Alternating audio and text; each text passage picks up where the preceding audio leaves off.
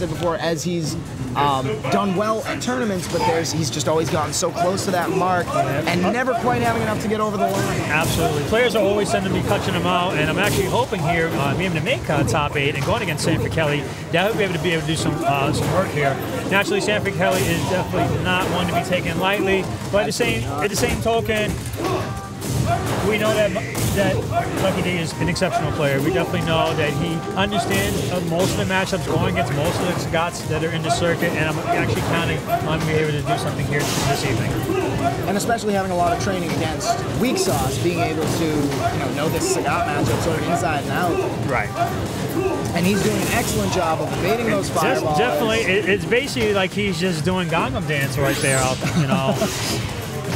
Able to, he's at a slight disadvantage, LuckyD is, but he's definitely not out, because big combos like that, Dalsum doesn't do a ton of damage. Yes. It's about getting set up. It's about being able to just keep the momentum going. Yep.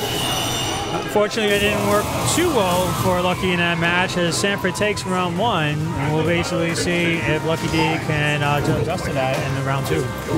Now, what I'm curious about is Dan was trading a lot of crouch fierce with the fireball. I don't know if that was bad timing or if that was on purpose, but it looks like that trade isn't working out in his favor. No. So he's going to want to do something else about that, whether it be counter fireball or Yoga Tower. It looks like he's going for the drill kick, and he's missed it twice in a row now. He might want to just adjust this a little bit as far as doing so many neutral jumps, because right now Sanford has caught wind of that, and now he's changing up his timing of fireballs. If you take notice of that, he's definitely getting hit a lot more. And like we said, it's that drill kick that he's trying to do. He's not able to get over those fireballs. If he makes a wrong read, he's going to eat a high tiger shot right in the face. He's going to eat them both, and that's exactly what Sanford counted on. That's why he was able to take match 1. Wow, lucky DP right at the start. Some call it luck, some call it a good read. I don't know. I can't comment. I'm not in Sanford's head. Like you said before, we're sitting here, they're sitting out there. It's just not the same. Exactly. Stream Monsters out there trying not to blow the chat too much, because you know what? It's just an entirely different thing when you're actually in that environment. Dan keeping a life lead a little bit here. It looks like he just made a slight adjustment from the last match.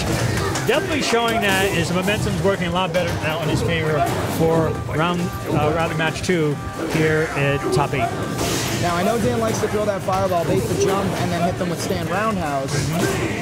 And again, like we said, it's a tough read on that fireball, because if Sagat throws the light version of the fireball and it's slow, Dan doesn't have much option to drill over it. He's going to have to do that floaty jump and just sort of deal with it. He's going to eat the fireball.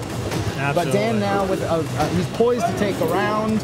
He's got Sagat in the corner. Poised, locked, has basically a substantial amount of damage, but Sanford's going to basically try to count on Lucky making an error, but actually that didn't work out.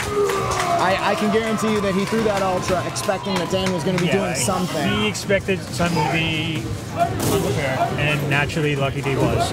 And Sanford is not a player who's just going to throw random ultras. He's not just going to make a lucky guess. There's that drill again. When he jumps and gets that neutral jump short, he's going for the drill kick to get over the fireball. Right. So right now we're seeing layers of adjustments upon adjustments, and then a couple of revisiting from the last 2 matches.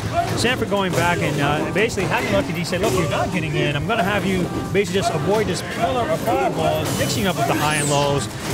And right now, Lucky just trying very hard to be able to mount some type of offensive pressure, at the same time trying to keep Sanford out of bay. Sanford takes the round, Dan teleports right into a Dragon Punch. That's got to hurt. And now we are at match point for Sanford, who may send LuckyD to losers unless he can turn this around quickly. Very good opening on Sanford as far as starting off this second or possibly the final round between LuckyD and Sanford. And he's really going to, you can tell he's trying to push Dan to the corner. He picked overpass, which I don't know. I've heard both ways that it is actually smaller. I've heard that is actually a rumor. So I don't know if that's true or not.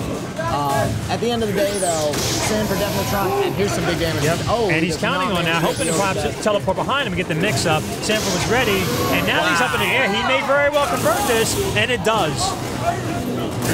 So, So that'll do it for LuckyD. He goes to losers, and Sanford takes and advances to winners finals. So we're going to see.